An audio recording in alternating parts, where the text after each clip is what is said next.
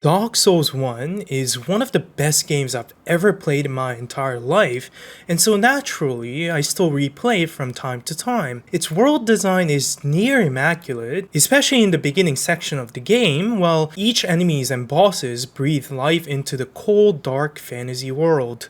Of course, the game is not without its flaws, and I found some of the bosses to be particularly frustrating and unlikable. And so, I wanted to share my opinions about the bosses in my beloved game. Hello everyone, my name is Oxo, and today I'm going to be ranking Dark Souls bosses from worst to best in my opinion, and without further ado, let's jump straight into the worst boss.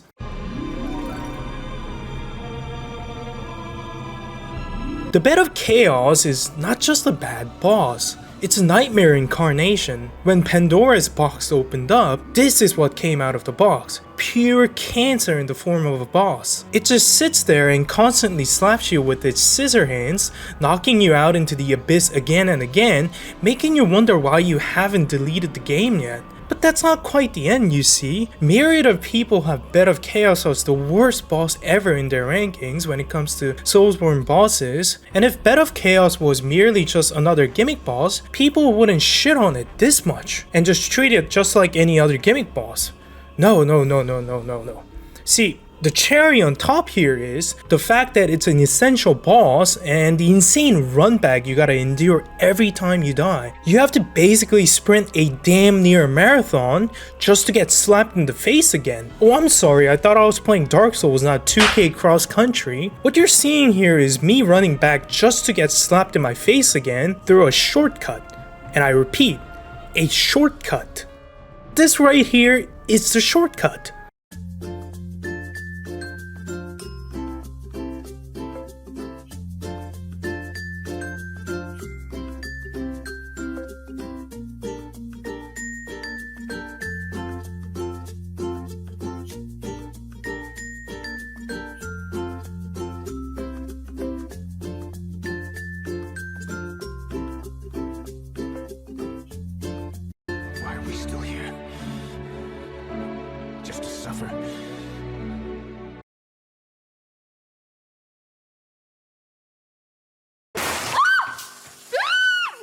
I'm just gonna leave it there. If you somehow manage to dodge all the slappings, destroy the two visible glowing spears on both sides of the boss, and perfectly land on this one-way passage leading to the core and finally reach the core, you're then met with a bug. A freaking bug. The boss is stinky, repulsive, and anti-fun. It leaves a bad taste in your mouth. Bed of Chaos single-handedly makes me reconsider my decision when I feel like rerunning Dark Souls. Okay, rant over.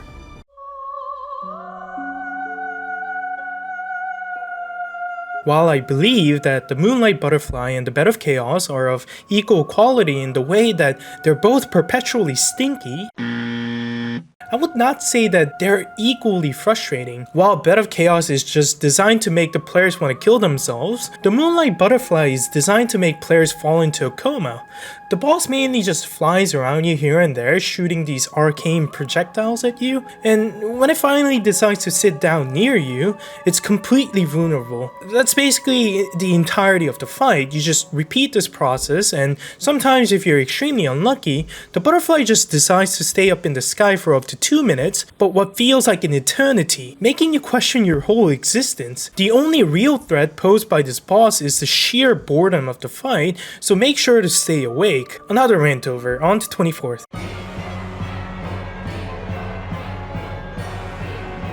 Okay, so I actually like the original Stray Demon, which is the Asylum Demon from the beginning of the game, for reasons I'll explain later, but that being said, Stray Demon is basically a knockoff Asylum Demon with a few added patterns, but the only real difference is the name. I'm sure a lot of you will agree with me on this, but recycled bosses are huge L's.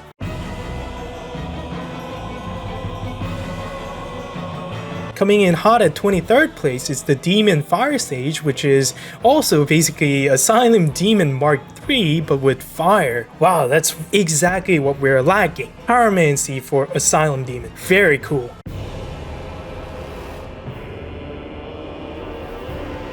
At 22nd place, Ceaseless Discharge is a gimmick boss, and the main reason why this place is filled with lava. He just kinda stands there without much movement. I'm assuming that he probably fought against a Moonlight Butterfly and fell into a comatose or something. But as soon as you even dare breathe on these clothes, he goes sicko mode. Now there are mainly two ways to defeat this boss. One is the hard way, and I'm telling you right now, don't try the hard way. And two, you can run back all the way back to the fog gate and just punch it.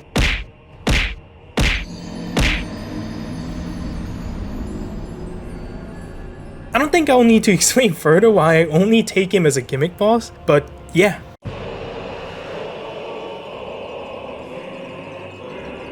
Coming in at 21st place is the infamous Capra Demon.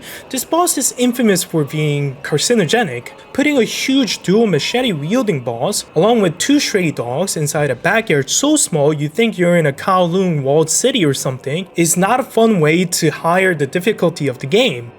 No! Why? Just why? Capra Demon itself isn't a special boss by any means, as you can easily kill a bunch of them in Demon's Ruins without any problems, which I think proves that it's not really about the boss that's the problem, but the placement along with the horrendous camera angles.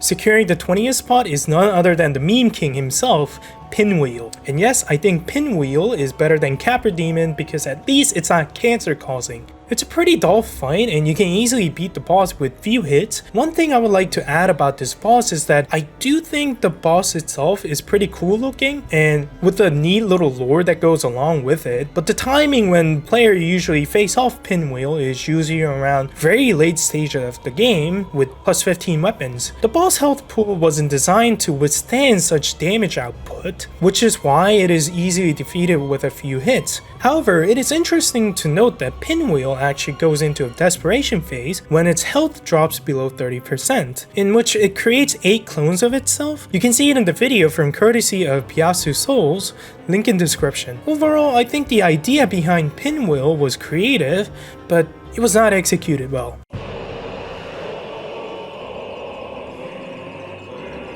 I hate centipedes in real life and also in game. They look terrifying, especially with those pinchers, and even more when they're inside of lava. I honestly think Centipede Demon could have been a decent fight if it wasn't for this poorly designed lava field. You're only able to utilize a very small part of the entire stage, making the fight all more tedious. All it does is to either falcon punch you into a shadow realm or just jump up and down as if it were on a trampoline. A mediocre fight at best. At best.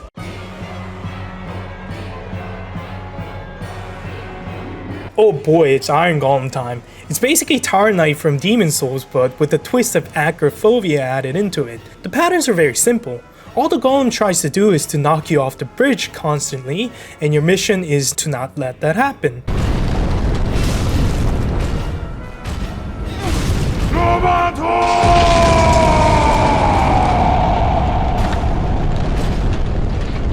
What? Once you chop his Achilles heels enough, he'll fall down and you can finally end this misery. I've fallen, and I can't get up! Or you can just make him fall into the abyss.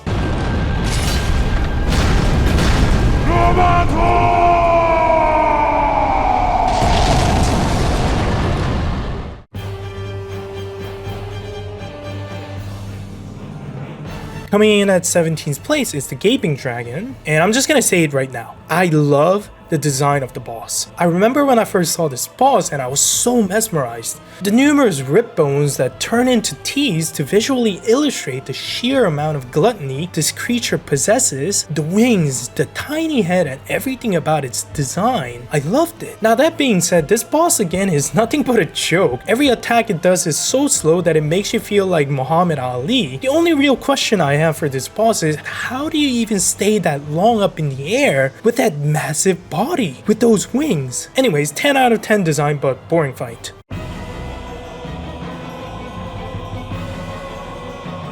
In 16th place is the Taurus Demon, an early boss encounter on the bridge. 2 archers are stationed on a tower behind, and it is possible to dispatch them and then perform a plunging attack on the boss, dealing a significant portion of his health in damage, similar to the Asylum Demon, which I will discuss later. While the boss is not particularly unique, it is well placed in the game, setting the tone perfectly and rewarding the player to remember the tutorial plunge attack. This encourages players to venture out and try new things constantly, furthering the enjoyment of the game.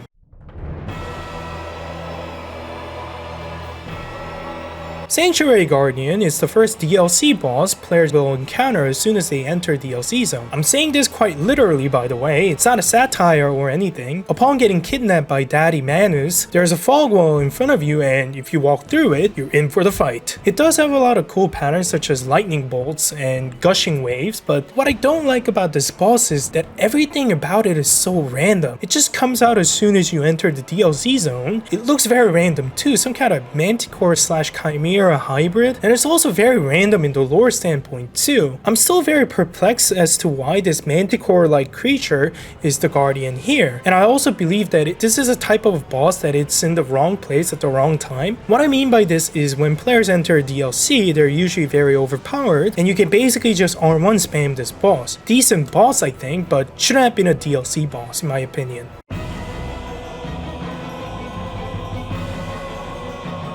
Okay, coming in at 14th place, we have the Asylum Demon, the first boss of the game. Don't get me wrong, but since it is a tutorial boss, it is not really complicated but rather a simple boss. It's mainly designed to teach the players that fighting everything that you encounter might not always be the answer, and there are always better ways to do things, such as this plunge attack. Overall, nothing special, but I do think the level design of this boss is wonderful, as it sets the tone of the game and invites players into Dark Souls seamlessly.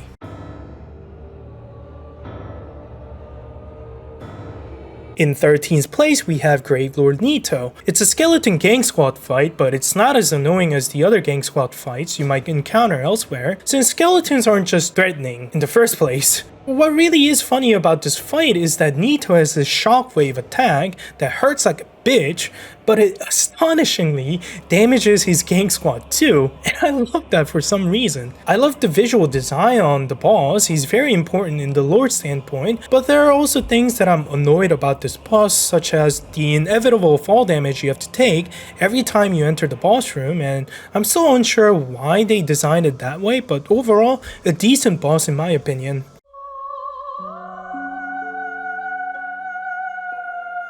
Securing his place at number 12 is the Dark Sun Gwyndolin, the youngest son of Gwyn, the leader of the Blade of the Dark Moon Covenant. The boss is hidden and can only be encountered with an ultra secret ring. While I personally appreciate the boss design and the lore behind it, the fight is not enjoyable to say the least. He keeps running away from you and just shoots out projectiles from distance to a point where you start to question if you're inside Dark Souls or a Squid Game. He has these homing spells that hit you harder than reality, these railguns that shoot you through a wall, and a portable minigun that shoots out what seems like infinite darts within a second. Once you catch up to him, trying to ignore all the holes in your body, you get to hit him a few times, and basically you have to repeat this process over and over again until you completely deplete his HP. Overall, cool design, cool lore, but frustrating fight.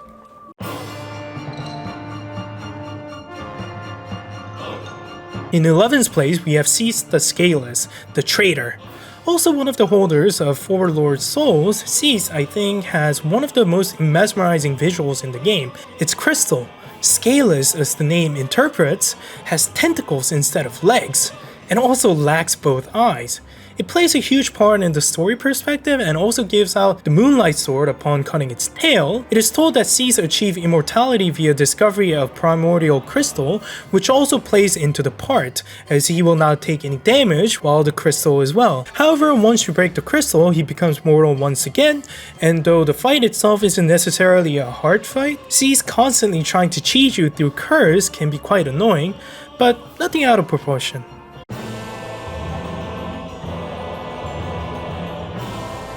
Entering my top 10, the first in the line is Bell Gargoyle. Bell Gargoyle is the original gank boss that will surely frustrate you big time if you do not know what you're doing. One gargoyle will start clapping your cheeks as soon as you enter the boss room, and once you get it down to around 50% HP, it calls out its friend, and the fight immediately turns into a gank. The other one mainly stays behind breathing fire at you, and believe me when I say this, that fire hurts like a bitch early in the game. I personally remember being an inch away from deleting the game after what felt like an eternity trying to kill this boss, but I always found myself rolling back into that fire. As I got more skilled at the game, I eventually figured out since locking onto enemies messes up your dodge direction, it is much easier to just not lock onto it in the first place. I was finally able to overcome the gank squad, and oh boy, it was the best feeling in my life. I might be really biased because of this one experience, but that's what my personal opinion is, and I'm confident putting Bell Gargoyle as number 10 on my list. Solid early game boss.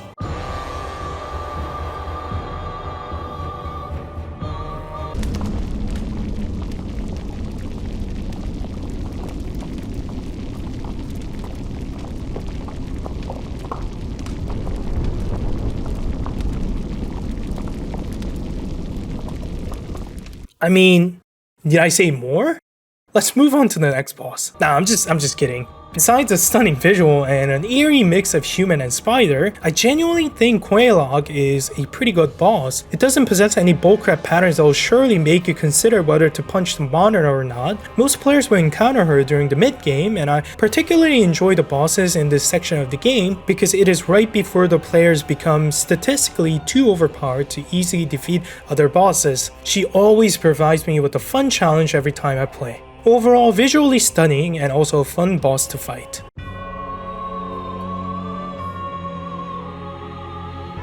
Coming in hot at 8th place is none other than the cute doge, Great Grey Wolf Sif, Knight Artorias' dog.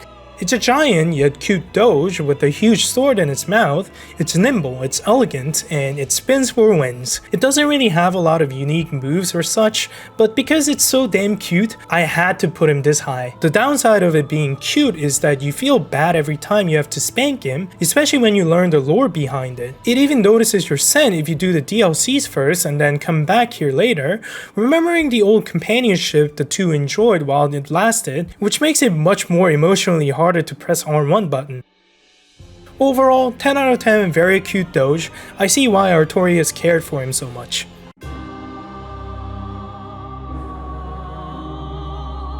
In the 7th place, we have the half-dragon Priscilla of the Painted World. She is the original Sister Freed, a prototype of sorts. She's wielding a big scythe and she can disappear at times, but you can spot her by the footprints of the snow.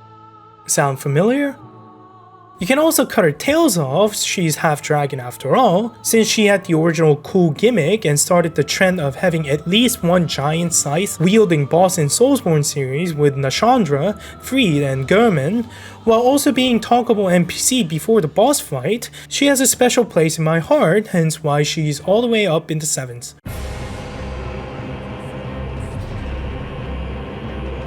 I love everything about Four Kings. The boss room is cool, the bosses themselves look cool, the region boss is located in, New Launder Ruins, is cool, the lores are cool. Everything about them screams out cool for me. The only annoying thing is I guess how the system forces the players into equipping Covenant of Artorias ring to walk the abyss, and the chosen undead for some reason can only equip 2 rings at a time. If you've already equipped a ring of favor before this boss, which I know 99% of you did, you're basically forced into wearing these 2 rings because the ring of favor shatters upon removing it from your fingers. But don't get me wrong, the concept of Artorias the Abyss Walker's ring having that kind of power from a story perspective is very cool and I like it, but it's just so extremely inconvenient. However, the boss fight itself is a lot of fun, except when you get hugged by them, and I do not like being hugged by other males.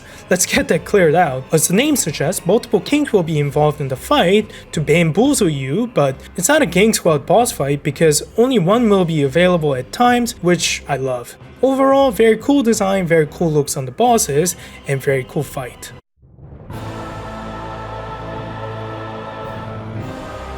Entering in 5th place is the notorious Black Dragon Kalameet. This dragon doesn't play around. You have to first talk to the NPC called Hawkeye Go to shoot the thing down from the sky so you can engage him in melee. It's a really hard fight and one you cannot let your guard down for any time during the fight. The dragon attacks in a variety of ways, including biting, leaping, stomping, breathing fire, and even placing a debuff called the Mark of Calamity, which causes the target to take twice as much damage. It is designed to be very aggressive, so you have to be very cautious at all times to not die from some weird combo. The hitbox mechanism on some of the Kalameet's attack may be somewhat ambiguous at first, resulting in a rather janky dodging experience. However, as you attempt to fight more and more, you'll become better and better at understanding when to dodge, and there is always room for improvement against it. I believe that this is a significant part of what makes a Souls game experience a proper Souls game experience, so I love it.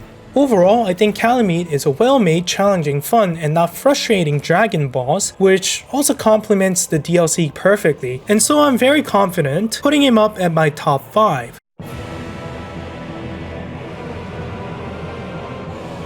Securing his spot at 4th place is Manus. Now Manus is the last boss of the DLC, a sweet cherry on top. It was designed to be the final challenge of the game, and oh boy is it challenging. This orangutan looking cunt will slap you at the speed of light, and believe me when I say this, he hits hard. He is also extremely nimble, especially for his size, to a point where you forget you're actually playing Dark Souls, not Bloodborne. He even looks like a Bloodborne boss. Manus, the primordial beast or something. His catalyst is also very big and obtuse that I first thought it was a club, because he also hits you with that thing like a baseball or something. But astonishingly, he's very good with magic and makes use of dark sorcery, and they hurt like a bitch too. He provides an intimidating fast-paced combat that's unparalleled to any within Dark Souls 1. I even love the dark abyss you fight him in. It complements that intimidation factor and the lore perfectly, properly ending the DLC on a very high note. Amazing boss, amazing atmosphere, great lore, I love it.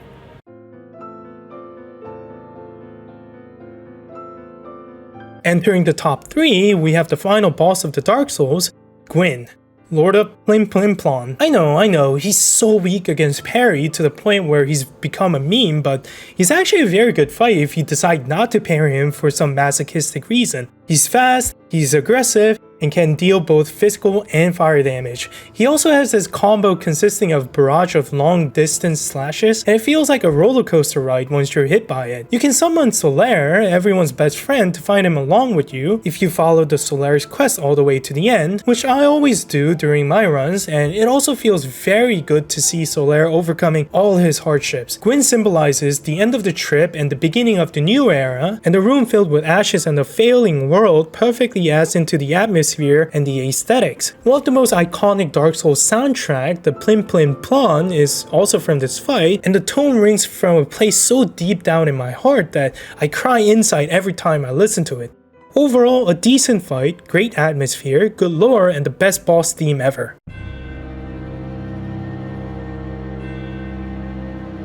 Sitting at my number 2 spot is Knight Artorias, the Abyss Walker. Artorias, one of the most popular icons of the Dark Souls trilogy and a corrupted hero in a Shakespearean tragedy, screams out true badass from head to toe. He's a skilled swordsman and a powerful warrior, tells from his legends, and the tragic fall from grace is absolutely gold in a story perspective. Although he might not look too badass after finding out that there is always more than what meets the eyes, I always like to think that Artorias was a true hero who just didn't fully understand what he was walking into. With that being said, enough of the lores and let's actually talk about the boss itself. He's visually stunning and I love the design on his armors. It is said that Artorias is left-handed, hence why swinging his sword on his right hand in the fight looks as if he does not know how to swing a sword. Along with the abyss corruption that trails his every movement, the details on this fight, considering this is a 2011 game, is astonishing. He's very nimble and possesses numerous movesets, including the somersaults attack that injects mana into player, as you can see from this video from courtesy of Twitch streamer Tortotori. Overall, a very challenging fight every time, the visuals are amazing, I love the lores and just everything about Artorias. Okay, enough fangirling, let's move on to the grand finale.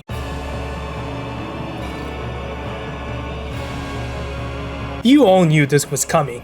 the most famous gang squad in Dark Souls trilogy. Ornstein Smough takes my number 1 spot. As the name suggests, the fight consists of 2 bosses, Ornstein, who's fast, light, and full of swag, Smough, who's slow, heavy, and full of girth. They complement each other's deficiency by having opposing styles and really tells the players that they're entering the late stages of the game as the iconic duo who guards Guinevere and Orlando. I also love the design of the boss room. You can actually use these pillars in the room to hide behind and earn yourself some time for chugging Estus, which helps the fight feel more than just another retarded gang fight.